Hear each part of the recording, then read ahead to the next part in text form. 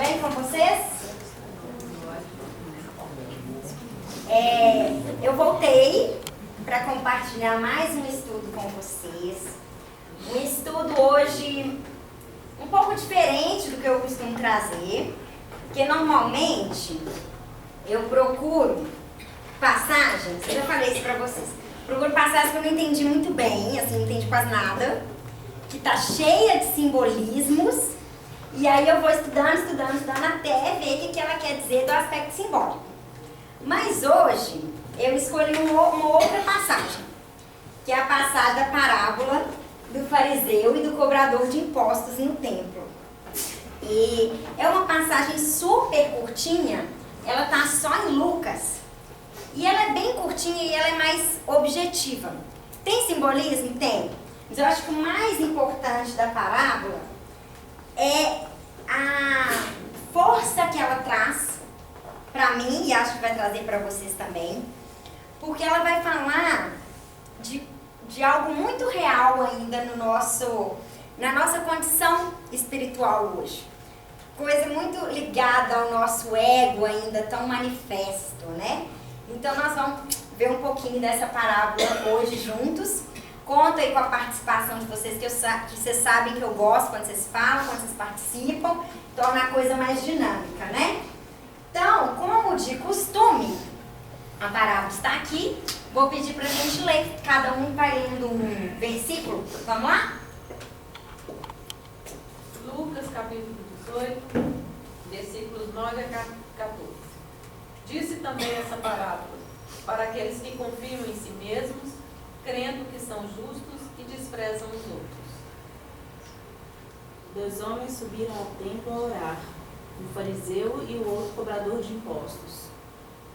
O fariseu, de pé, dentro de si orava: Deus, agradeço-te porque não sou como os outros homens, ladrões, injustos, adúlteros, nem mesmo como este cobrador de impostos. Jejuo 2 vezes por semana e dou o dízimo de tudo quanto ganho.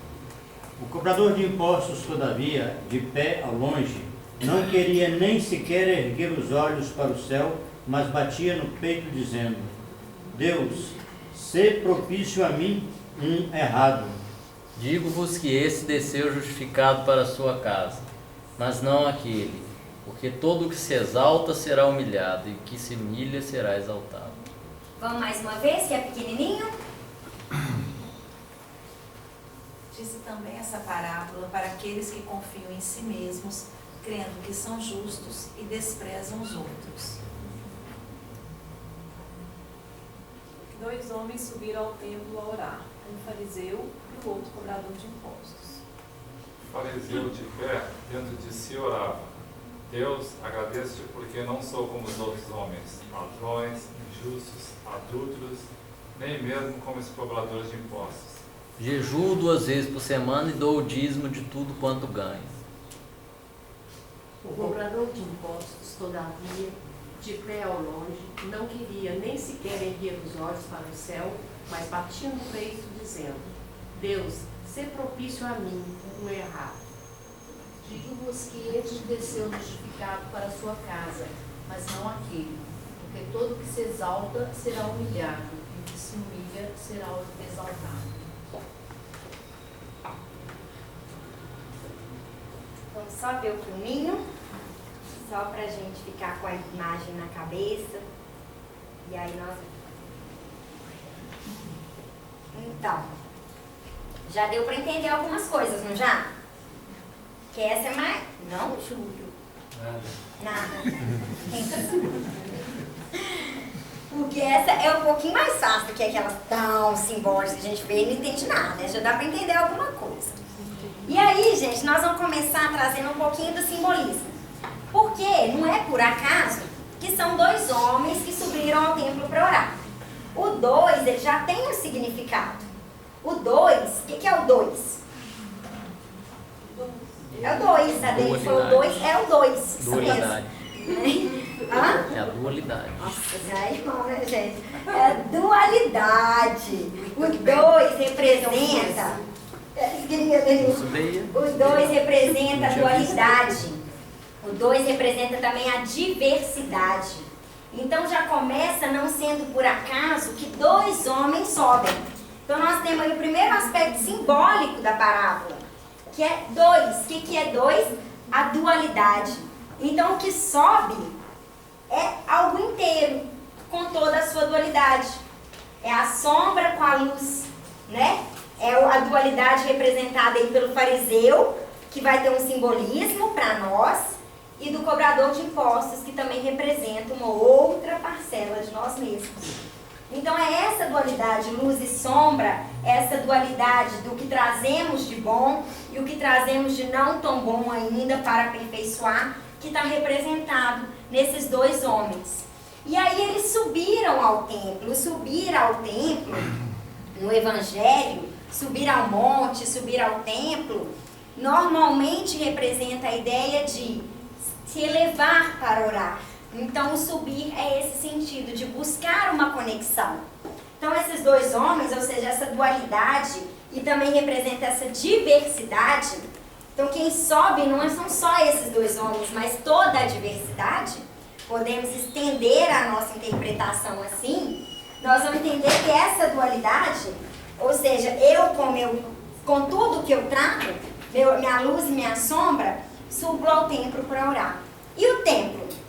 O templo, eu sempre falo com vocês também, que Jesus, ele busca sempre, as parábolas, trazer a linguagem daquele povo, né? Aquele povo que era pescador, que era agricultor, que era aquele povo da época com quem Jesus convivia. E aqui não é diferente, porque Jesus fala do templo, que era um local para eles sagrado, um local que eles iam fazer seus cultos, seus rituais, né?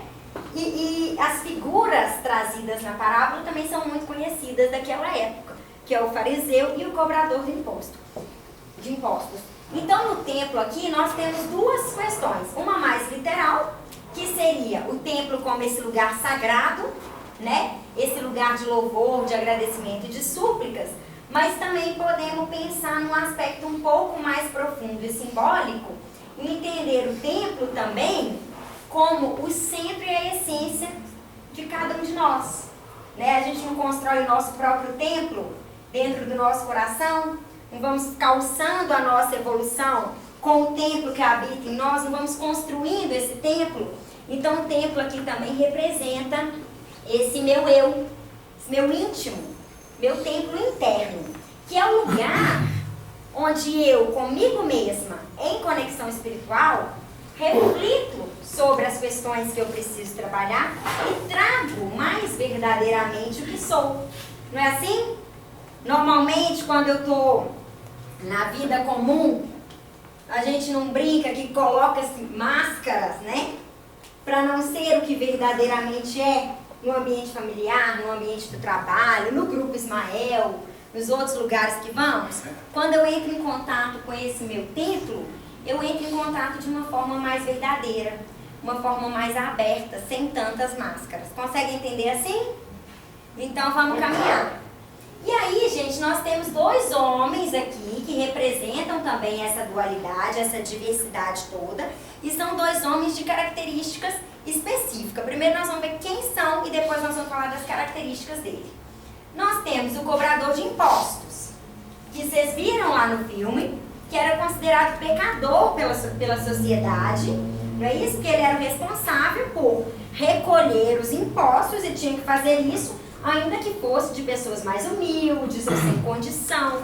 Então o trabalho dele era recolher os impostos e levar ao Império Romano. E esse trabalho era visto com maus olhos pelo povo. Igual no filme ele mostra, né? A mulher não tinha como pagar e ele estava recolhendo, pegando, batendo naquela... Então eles eram vistos como pecadores pela própria tarefa que faziam. E os fariseus? Quem eram os fariseus? Adazinha, quem eram os fariseus? Nós. Não, calma. A gente já tá lá na... Tô falando quem era, não é quem... Quem que era o fariseu na época lá do judaísmo? Era um religioso, era o padre, era o bispo, era o governador, eram os Zé Ninguém, Zé das Couve. Eram religiosos, Denise. Isso. Era um grupo de judeus considerados muito religiosos, tá? Pra gente contextualizar. E eles batiam muito na tecla das tradições judaicas, da lei, de interpretar de forma literal as leis de Moisés. E eram muito ligados às tradições. Você vê que o fariseu fala na oração dele: eu jejuo 2 vezes, eu dou o dízimo para a igreja em tudo que eu recebo. Então o fariseu era esse religioso muito ligado às tradições, que não ia interpretar a tradição, não ia pensar na tradição, ia só repetir aquela tradição. Então se a lei de Moisés diz que tem que resguardar o sábado, ele resguarda o sábado, ponto. Com isso ele se sente cumpridor da lei. Não é assim? Não é assim, Gilberto? Exatamente. Então tá bom. E é bacana demais que o fariseu, a origem em latim, do termo em latim é esse aqui, ó, farusi, que significa separados. Achei bacana na hora que eu li isso, porque eu falei, olha, a própria origem do nome já tem um significado para a própria parábola, para todo o estudo que a gente vai fazer. Então, separados, diferentes, né? Separa da sociedade. Está ali a sociedade, estou aqui eu, fariseu, belíssimo cumpridor das tradições judaicas, né, da lei de Moisés. Então, achei bacana essa consideração do termo em latim também. E aí, gente, o Lázaro já estava todo lá na frente para a gente pensar agora em que características, esse eu quero a ajuda de vocês, que característica esse fariseu representa. Numa parábola, a gente viu que o fariseu chegou no templo e fez uma oração. E a gente já viu outras passagens aqui que também tinham fariseus, e nós já vimos as características que eles representam para nós. O que é o fariseu para nós? Vaidoso, orgulhoso, soberbo, o que mais? Aparecido, o que mais? Arrogante, dono das leis, mais alguma coisa? Convencional. Convencional. O aspecto mental? Pode ser. Mas é mais pra frente, não ia, né? Mas tudo bem. Pode ser. Vamos lá. Aspecto mental, intelecto. Vamos lá. Problema não. Mais alguma coisa que representa esse? Você está falando que é atleticano. Atleticano? Aí aqui na frente manifestaram uma controvérsia. Eu não vou me manifestar, mas quem me conhece sabe o que eu acho. Continuemos. Então, gente, o fariseu representa isso tudo que vocês falaram. O orgulho, a mesquinheza, a dissimulação, a frieza, a vaidade, a ideia de privilégios, né? Eu, fariseu, lá em cima, diferente. Vocês viram que o fariseu, no filminho, ele fala com Jesus, você não deve misturar com eles. Eles são pecadores, então essa ideia de privilégio, eu estou em outro patamar, né? Eu não sou igual a esses aqui. E o julgamento, né? E tantas outras. No próximo slide a gente até fala outras características. Tudo que vocês falaram estão dentro aí da ideia do que o fariseu representa. E o cobrador de impostos nesse caso, o que ele representa na parábola? O arrependido, humilde, consciência, humilhado, isso, modesto, é isso mesmo, dentro dessa linha de tudo que vocês falaram. Então assim, autoconhecimento, né, que vocês falam, alguém fala, a Patrícia falou consciência, foi você, Patrícia? Foi, né? Consciência, então assim, já tem um autoconhecimento e já sabe onde que ele falha, onde que ele está bem, onde que ele está mal, não é assim? É humilde, falaram também, faz um pedido sincero de auxílio e tem mais entrega, né? Mais entrega a Deus, então ele se coloca na condição que ele tem hoje.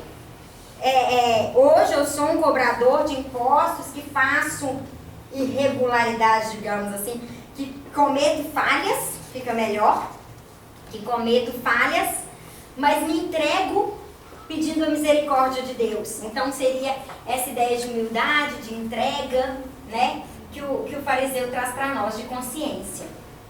E aí nós temos então essa polaridade muito bem trazida na parábola por Jesus, que é de um lado, né, os malefícios do orgulho, resumindo, e do outro lado, os benefícios da humildade. E aí nós vamos falar disso aqui.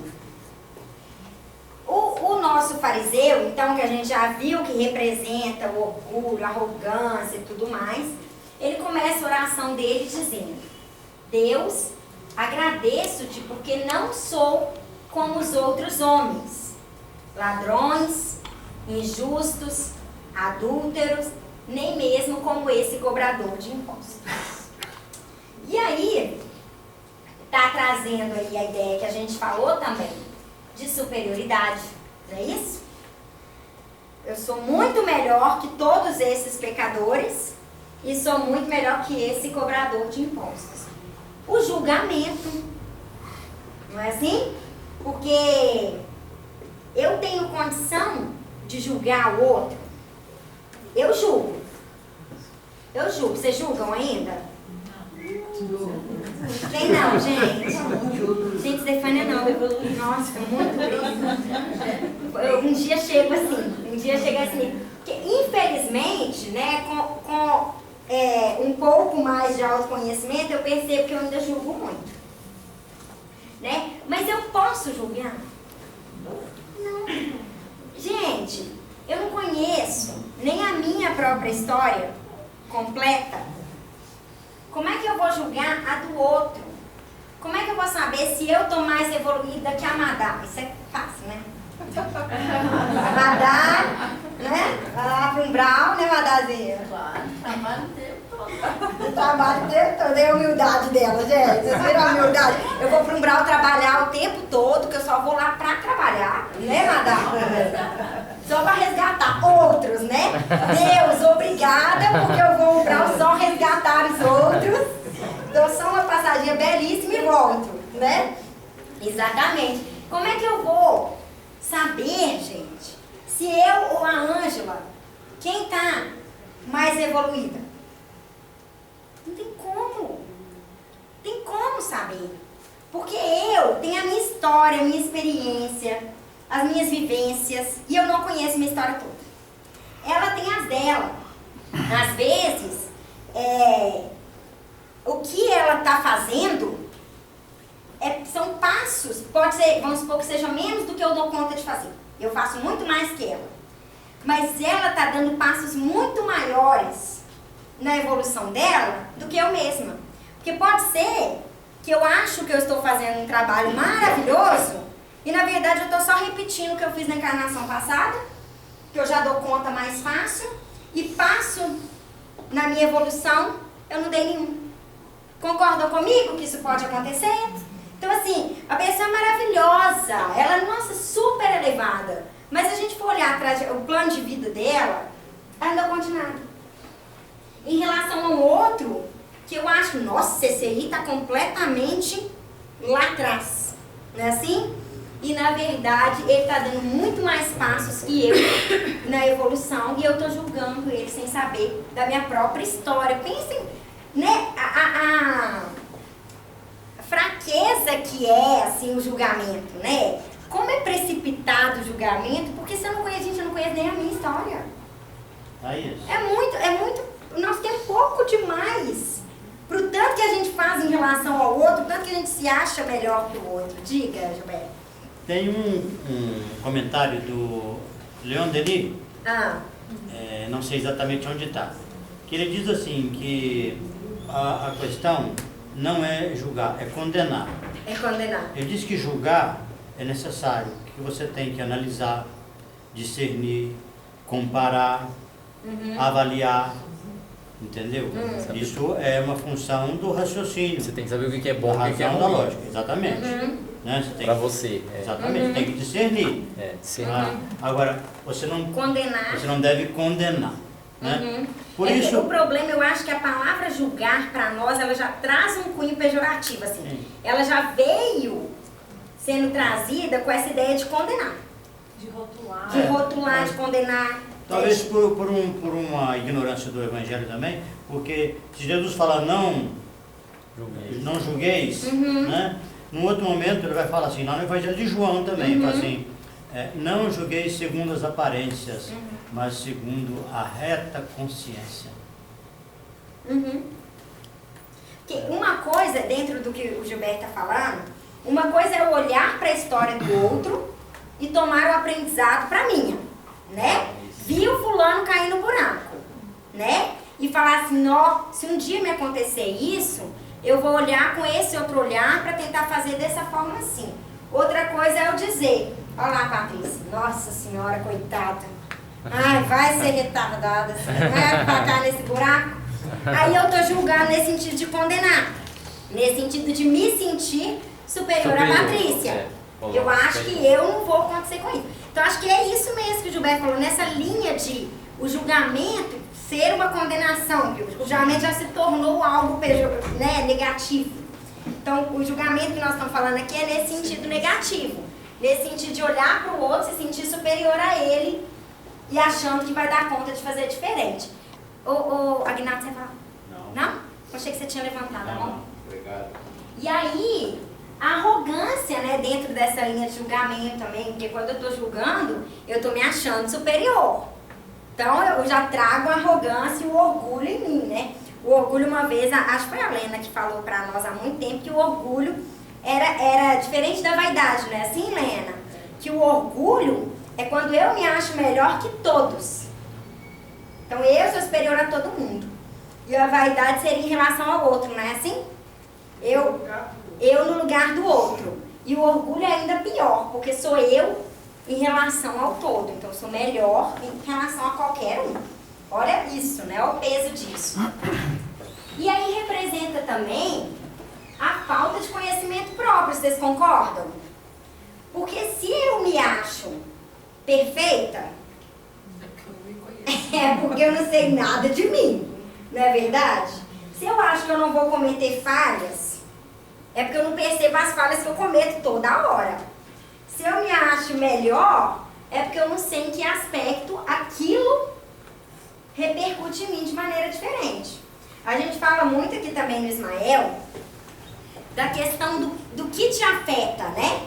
O que o outro tem que te afeta.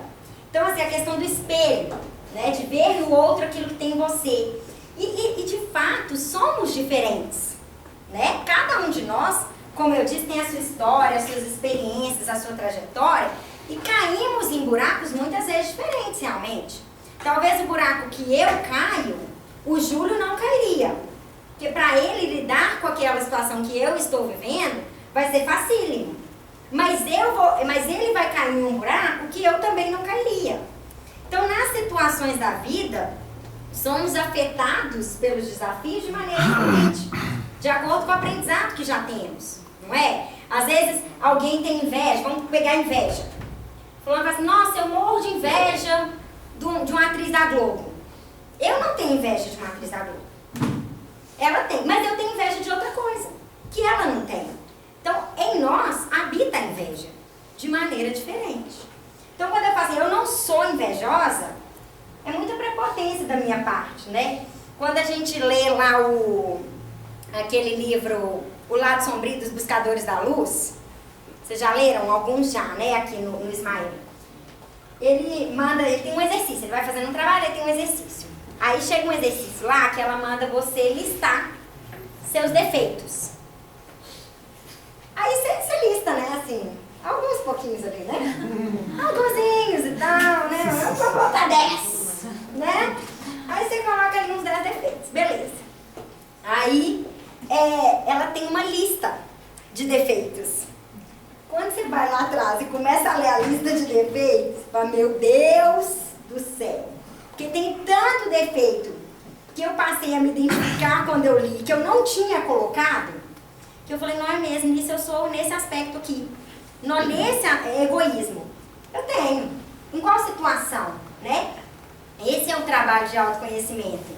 Sair desse orgulho que habita meu ego ainda, que tenta me manter na arrogância de que eu sou melhor, e perceber em quais situações eu tenho cada um dessa lista enorme de sombras que ela traz. Com verdade, né? Fazer isso dentro do meu templo, na minha dualidade, entendendo o que eu trago de verdade. Então, o nosso fariseu aqui representa tudo isso que a gente colocou. E muita falta de autoconhecimento. Quando ele acha que ele não comete nada disso e quando ele julga os outros e se coloca como superior. E aí, gente, eu trouxe isso num outro estudo, eu fui lá, busquei assim para poder colocar nesse também, a questão da gente pensar que o ladrão que traz a Bíblia, não é só o ladrão, porque se a gente pensar assim, ele não é ladrão. Tá, ladrão de roubar um bem material, muitos de nós não é mais. Não é assim? Ou então, por enquanto, não foi. Depende das circunstâncias também. Então, assim, por enquanto, não foi. Mas o que é o ladrão se a gente ampliar essa compreensão? O que vocês acham que pode ser o ladrão? Nossa Senhora, que silêncio. Não dá nem para beber água, porque vocês não falam nada. O ladrão, gente, pode ser todo... Peraí, Giovana, só um minutinho. Você quer falar? Vamos falar. Não é o que tira o bem alheio? Sim, do ponto de vista literal né? Aquele que tira o bem alheio. E do ponto de vista simbólico, a gente pode pensar, por exemplo, que é todo aquele que tira algo alheio, mas a gente amplia aí para um sonho, para uma experiência, para qualquer pensamento que eu tiro do outro. Então, quando vem alguém a mim e fala, nossa, Thaís, eu tô tão feliz, chega pro Júlio, eu chego pro Júlio, eu vou casar, tô tão feliz, ele fala, nossa, não faço não. Nossa Senhora! É mentira, viu, Antonieta? Porque ele falou que é muito feliz, que ele te ama muito, tá? É só um exemplo. Aí ele fala assim, não faço não, já fui casado, pelo amor, eu vou acabar com sua vida, minha filha. Aí eu penso, não é mesmo, vou acabar com minha vida. Ele tá me atrapalhando, me roubando um sonho que eu tinha. Fala, nossa, eu vou começar uma profissão nova. Não, você está velha pra isso agora? Você devia ter feito isso com 15 anos, agora não é tempo mais não. Thaís, tem aquele livro que a gente lê, fala mais alto, o Evangelho do Lar, lá, Jesus, o Evangelho do Lar, que tem uma parte que tem um homem que ele é considerado santo na cidade, aí ele vai para uma caverna e fica só orando. E aí as pessoas começam a procurar ele para ter conselhos assim de como ganhar a vida, de como ganhar a salvação, o paraíso. E ele faz exatamente isso que você está falando. Chega quero casar, não, isso é tentação da carne, larga isso para lá, vamos orar. Não, eu quero ter uma profissão, ter um comércio. Não, isso é ambição, coisa carnal também. Larga isso, vamos orar. Então, e no final, na hora que ele desencarna, ele espera ir para um paraíso. E chega num lugar que é o umbral vale dos homicídios. Ele pergunta, mas eu não matei ninguém que eu matei? Aí é diferente, não é roubar, mas... mas dá pra gente fazer analogia. Dá pra fazer uma analogia. Né? Que é exatamente isso. Aí ele chega lá se achando super superior a todos, porque ele ficou dentro de uma caverna orando. E quando vai ver as atitudes dele, tinham sido como a desse ladrão. Que roubava sonhos, que roubava, né, desejos, experiências das pessoas. Quando a pessoa tem que vivenciar uma coisa, tá na história dela, ela precisa passar por isso.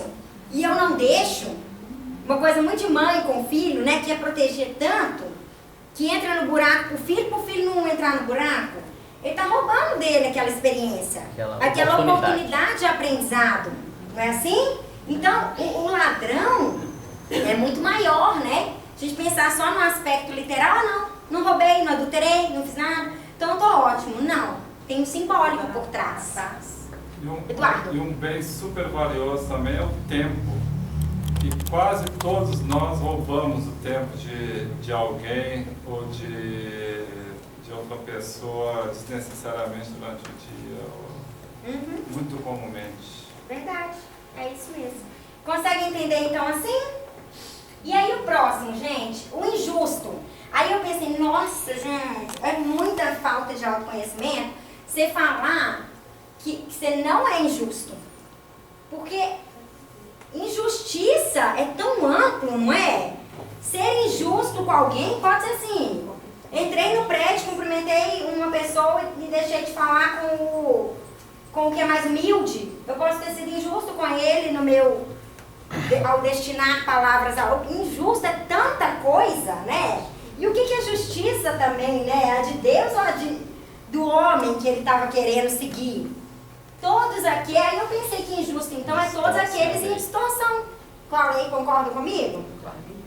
Porque injusto é tudo que está fora da lei, é tudo que não está no eixo. Então injusto é muita coisa. Preciso tomar consciência, de que eu ainda sou como todos os homens ali, né? Que sou muito injusta. Tanto nos meus julgamentos quanto nas minhas próprias ações e pensamentos, né? Pensamento também é delicado. Quantas injustiças eu cometo, que a gente tem a regra aqui de falar só da gente, a regra aqui é falar no eu, não é no a gente não. Que aí eu falo de mim, que eu não sei de vocês.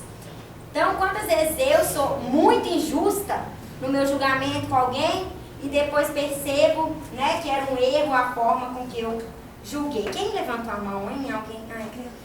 Diga. Eu pensei num exemplo. É Alice, né? É. Alice. É de quando, por exemplo, você recebe dons, né? Você tem certa facilidade com coisas que outras pessoas não têm. Aí se você ficar usando isso só para o seu benefício e não usar isso para ajudar outra pessoa, bem básico, assim, se você sabe uma lição de dever de casa, assim, não ajuda o coleguinha, você já tá, tipo, roubando de Deus, né? Na verdade, se Deus te deu um dom, é para multiplicar, né? A parábola dos talentos é justamente a multiplicação dos dons. Então, se eu recebo algo que eu tenho de dom, que eu tenho de maior facilidade, coloquemos assim, qualquer coisa que seja, é para eu produzir algo com isso, não é?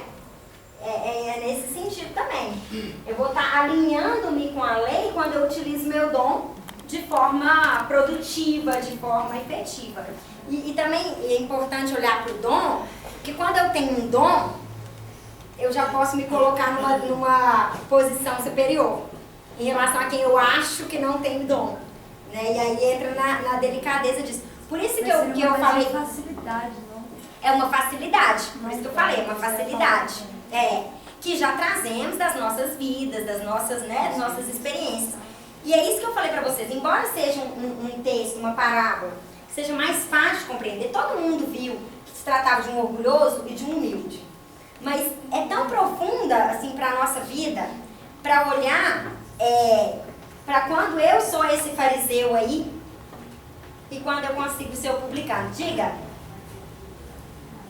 Refletindo aqui um pouquinho sobre a questão do injusto, penso eu que em distorção com a lei, mas eu acho que vem também aí o nível de compreensão de cada um sobre a lei para eu considerar que alguém foi ou não injusto. Em distorção, se a pessoa está ou não em distorção com a lei. Se eu compreendo pouco, eu posso achar que ele não foi injusto, outra pessoa pode falar que ele foi injusto. Mas aqui é distorção em relação à lei de Deus. Então é a questão assim, para a lei, então, você ou está na distorção ou está com a lei. É a lei absoluta. Esse aí nós não estamos trazendo para o julgamento individual. Se eu estou na distorção, se eu estou vendo que ele está na distorção, mas a distorção diante da lei. É porque o fariseu, ele se achou, ele julgou os outros como injustos. Ele se pôs na posição que não era. Que não era. Mas aí a justiça nesse sentido seria literal, né? Aqui a gente está tentando trazer um pouco para o simbólico, para entender que o justo seria tudo aquilo, injusto, que está na distorção com a lei de Deus, né? No sentido de lei maior. E os adúlteros, gente? Que elas... Espera aí que a Estefânia precisa de um segundo. Pode falar. Desculpa. Gente, Valéria está aqui? Valéria, gente. Letícia, né? Então pronto, achamos a Maria Letícia. Berenice. Maria Berenice? Não. E adúltero, gente? O que é o adúltero no literal? Aquele que distorce. Adultera, ele trai. Isso. Traiu, ele é adúltero e tal. E no aspecto simbólico, então, estendendo ampliando a compreensão. Todos aqueles que quebram com a fidelidade, podemos pensar assim? Aqueles que quebram para com Deus ou para com o outro? Né? Porque eu posso ser adúltero também em relação às leis divinas. Quando eu não cumpro, eu estou me tornando esse adúltero também. Então aqui é só para a gente ver que esse julgamento né, entendido simbolicamente o ladrão, injusto e adúltero, estaríamos todos, ou quase todos, porque Stefania falou que não, no mesmo barco de, né, ir tomando consciência das diversas falhas que fazemos ao longo da nossa encarnação. Não é assim? E aí, gente, ele fala que ele não é como os outros homens. Te agradeço porque eu não sou como os outros homens. Aí, olha para vocês pensarem no tamanho do orgulho, né? Que é a ideia do orgulho mesmo que eu falei para vocês. O que é o orgulho? Quando eu me acho melhor que todos. Esse é o orgulho. Então é isso que ele representa. Ele se exclui praticamente sozinho da pequenez geral. Todo mundo é pequeno, todo mundo não está evoluído, todo mundo é mero aí, coitado. E eu, graças a Deus, não estou no nível de vocês. Né? Sou muito superior. Essa que é a posição que o fariseu assume. E aí, no filme também mostra isso, que ele quer só a convivência com os iguais, não é assim? Ele quer conviver só no meio do grupo de fariseus, porque ali ele acha que estão aqueles evoluídos como ele. E sendo que o aprendizado do Evangelho é exatamente o contrário, não é assim? Porque quando eu já tenho algum dom, alguma facilidade, quando eu já tenho algum aprendizado, eu tenho que auxiliar aquele que ainda não tem. Não é assim que a gente fala? Não é que uma mão recebe, a outra dá? Né? E sempre vai existir mais evoluídos que eu e sempre vai existir menos evoluídos que eu. É regra da vida. Não adianta eu querer, eu sou a mais evoluída. Sempre há, né? Pra cima e pra baixo. Então, assim, o Evangelho, a lição do Cristo, é exatamente o amparo que ele fornece àqueles que ainda estão, a princípio, em tese, numa pior condição. Então, quando eu ofereço uma ajuda de um dom que eu tenho, não estou querendo só a convivência dos iguais.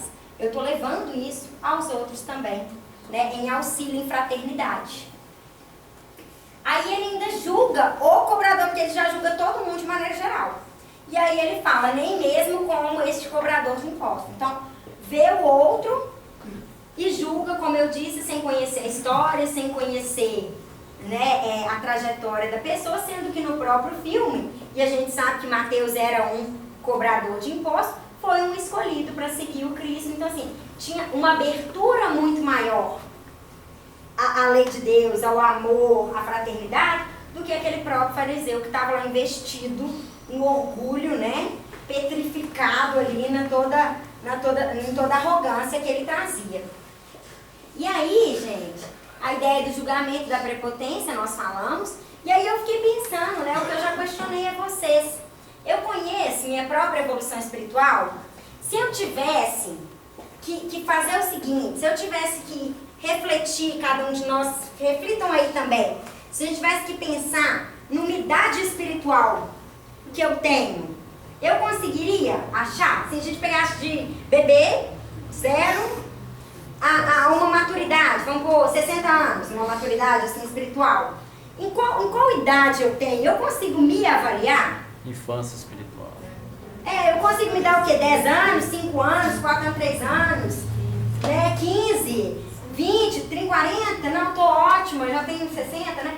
Tô sendo gerada ainda, né? Então, assim, o que eu sou, né? Porque a ideia aqui é essa, que cada um olhe para si. Lembrando da palavra do não julgamento que a mensagem traz. Então, olhando para mim, em que degrau aqui, ó, dessa escala evolutiva eu me encontro? Com que idade espiritual o meu espírito tem? Porque aqui nós temos que lembrar que às vezes a idade é pouca, mas o espírito já tem os aninhos dele, né? Então você fala, nossa, que pessoa madura, mas é porque o espírito já viveu um tantão de coisa e ele já tem condição de manifestar essa maturidade. Assim como tem espíritos menos, que a pessoa está velha mostrando toda a imaturidade que o espírito traz. E eu conheço minha própria história, nós já falamos que não. Eu conheço minhas falhas, aí a nossa ideia é sempre de trazer o autoconhecimento, né? De buscar em nós mesmos, irmos conhecendo as nossas sombras e as nossas luzes. E percebendo quando eu, Thaís, sou arrogante, quando eu, Thaís, sou humilde, verdadeiramente. Que uma coisa é colocar a máscara da humildade, né, fingindo, e na verdade tá lá desabotoando a camisa porque tá cabendo dentro da roupa, né, de tanto orgulho que enche o peito, né, assim? Então, verdadeiramente, quais são as minhas falhas?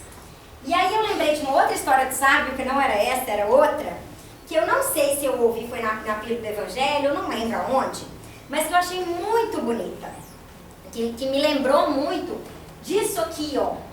Esse fariseu, ele olhava para todo mundo dentro do templo.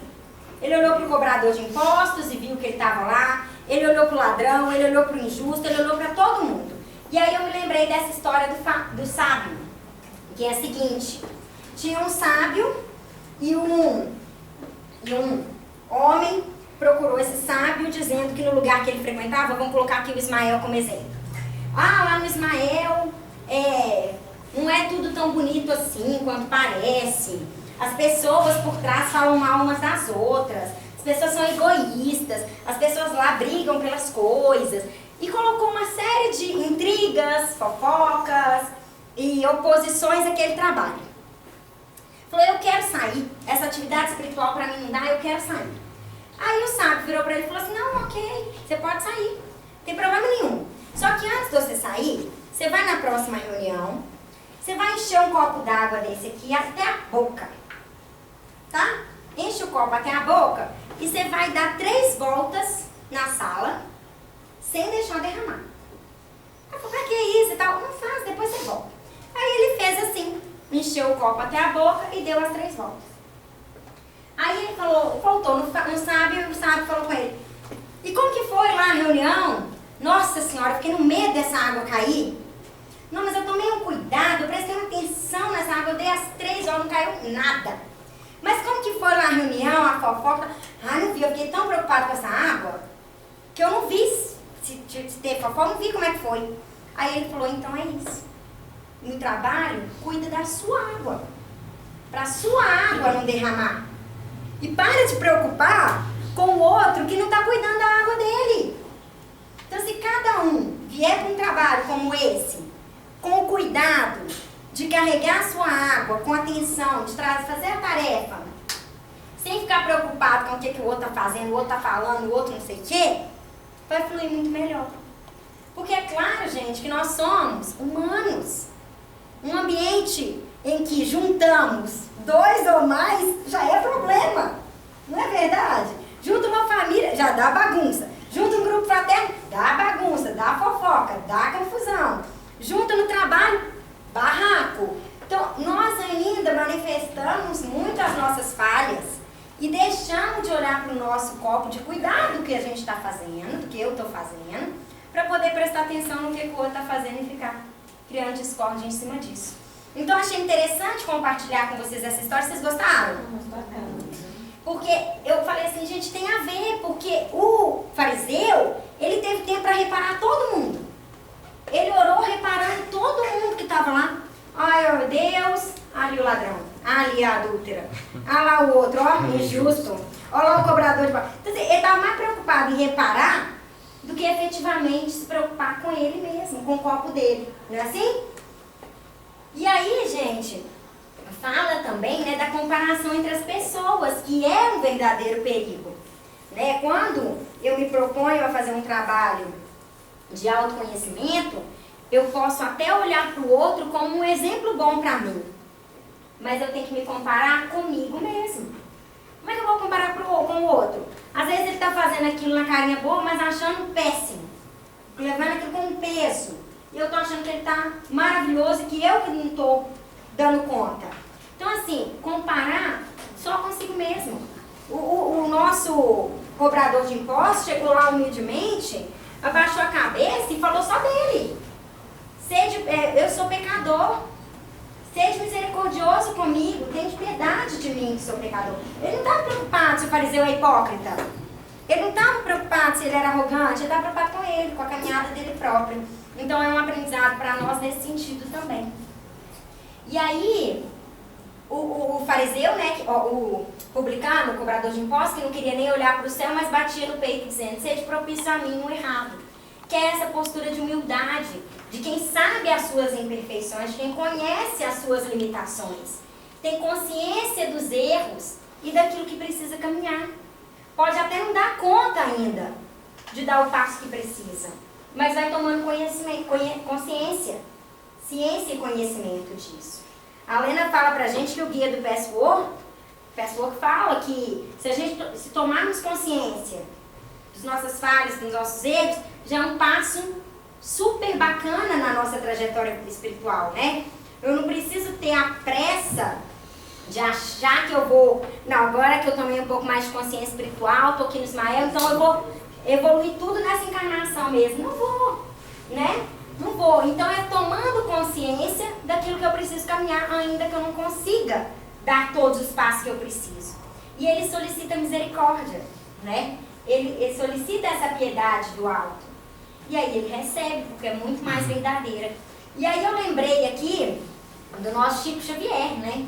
Que é um exemplo para nós de trabalho, de uma pessoa que se doou para a tarefa, né? E que perguntado, quem sou eu? Ele respondeu, eu não passo de um cisco, né? Um cisco, um trabalhador cisco. A humildade do homem, que para nós é assim, o exponencial do século, o mais para nós. Mas da geração que eu conheci, Chico Xavier é o único praticamente, não é assim? Então assim, o que ele se considerava? Um cisco. A humildade, né? A beleza do ensinamento, né? Porque a conexão é tão maior que ele não precisa trazer arrogância ou orgulho. Ele não precisa mais. Já consegue se portar como um cisco diante de tudo que é o universo. E aí o Chico fala do que é humildade. Porque humildade também, gente, o Gilberto pode até falar um pouquinho, se ele souber trazer assim, um pouco da humildade para nós, porque a humildade é delicada, porque nós distorcemos muito também o conceito de humildade. Quando a gente pensa em humildade, a gente pensa que a pessoa pode